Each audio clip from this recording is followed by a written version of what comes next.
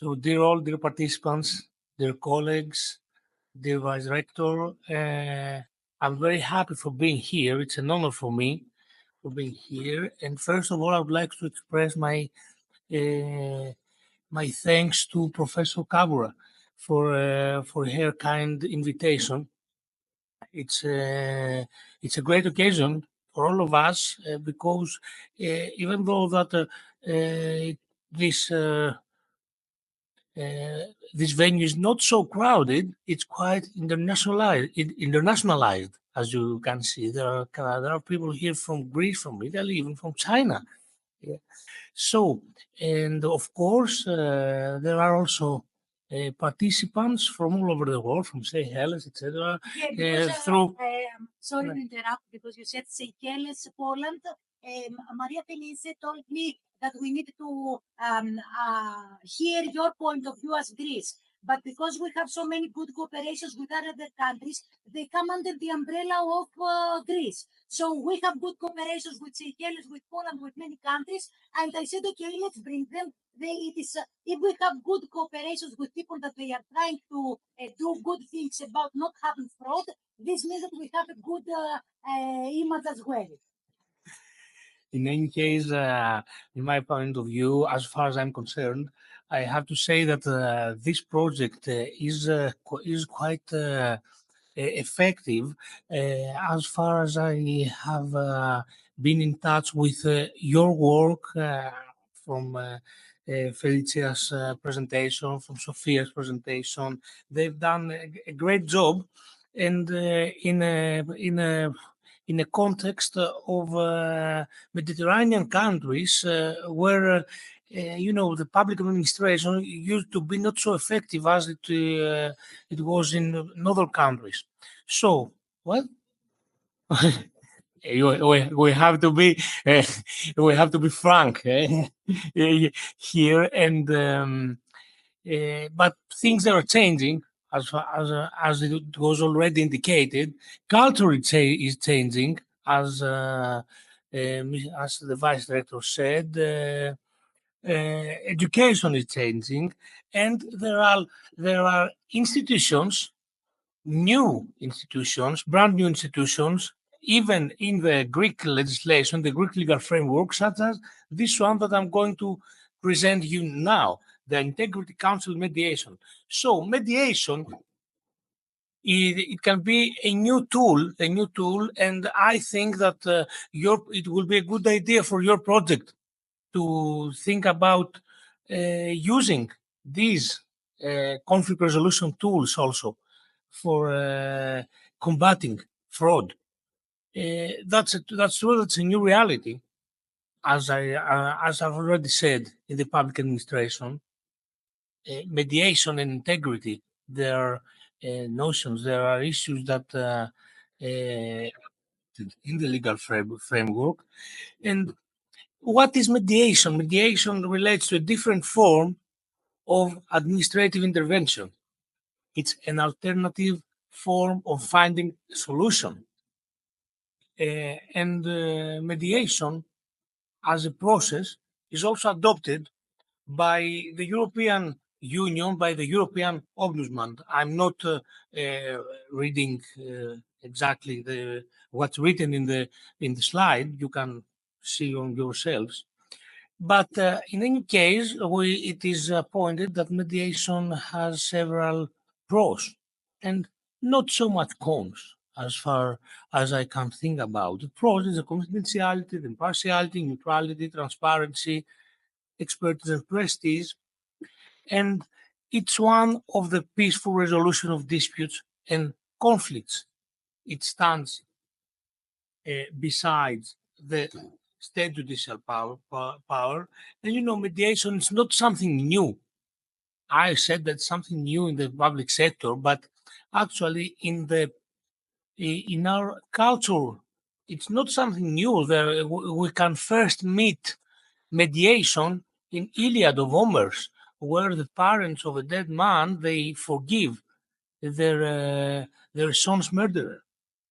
And the mediation of the new era starts in the 60s and the 70s again, where from the from neighbors in the states where there have been people that they could not reach the judicial system, the official judicial system. And there are several aspects of mediation where mediation is based. We talk about justice négociée, justice de proximité in French. And there are also several types of mediation. There's the catalytic one, leads to a solution settlement of a problem in question. There is the directive mediation. It's where the mediator is able to make proposals, non-binding proposals, in order to resolve the dispute. The facilitative mediation also, it's where the mediator simply frames the contours and terms of the dispute. And the evaluative mediation, there is also the transformative mediation, where an attempt is made with the tool of promoting empathy to identify, with the help of the mediator, the needs, the interests, the values and attitudes of each of the two parties, or of each of the parties that participate in the mediation. And here we have to also to deal with culture, with ethics, and of course with the real with the scrutinization of the problem as it was presented by Maria Felice in her presentation. Here are the advantages, the pros: reduced costs of the mediation. The state judicial system is it's more expensive. It's mediation is faster than the judicial systems. There is an active participation of the parties, efficiency, avoiding stigmatization of the offender, the labeling of the offender, and there is more satisfaction when a mediation is effective. It's the concept of the delitigation procedures in the justice systems. And let's talk now about integrity. Integrity, of course, fights against corruption, against maladministration, and can lead to a culture that helps to combat fraud also, as it strengthens also fundamental values. There in Greece, let's talk about Greece. Let's come here now, apart having concluded the theoretical approach of mediation integrity. In Greece, we have institutions for mediation in the public sector, the public administration. We have the Ombudsman, Sinergies to Politi in Greek. We have the Ombudsman of municipality, citizens, and the regional Ombudsman. And the most recent institution is the Integrity Council. Each institution has its own role in approaching and managing public problems, and they can mediate even between citizens and the public administration, or even between civil servants among them, between them and the public administration. Here you can see in this slide, you can see the legal framework of the Greek Ombudsman and its competences. Here we can see what's happening about the Ombudsman of municipality, citizen, or the regional Ombudsman that has to do with the regional administration of Greece. It's an intermediary institution between citizens and the municipality or the region of Greece in order to handle cases of maladministrations and corruption in the region or in the municipality.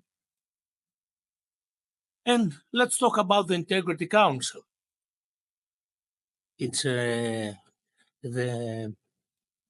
institution that can combat even corruption, even fraud, even maladministration of the public sector. There are similar institutions in other countries in Europe, in France, the Netherlands. There is also an ethic advisor in the European Union, the ethics officer in the Council of Europe.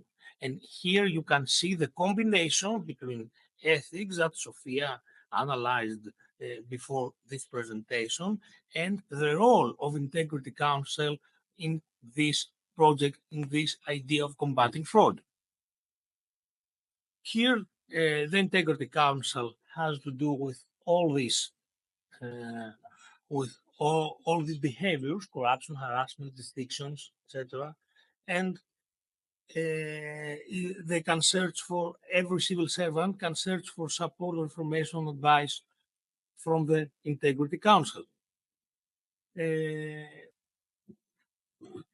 As I've already said, it's a new institution in the Greek legal framework, and the Integrity Council, we have to say that there is no contact with the citizens, but with the civil servants. And the civil servants can play a very important role in fraud cases also, because it's the topic of your project. Here is the three axes of the Integrity Council and the role of the Integrity Council: informative role, supportive role, and advisory role. And I will overpass these slides due to time need, but I would like to say that basic competence of the Integrity Council is mediation, according to Article 24, Paragraph 1b of Law 4795/2021.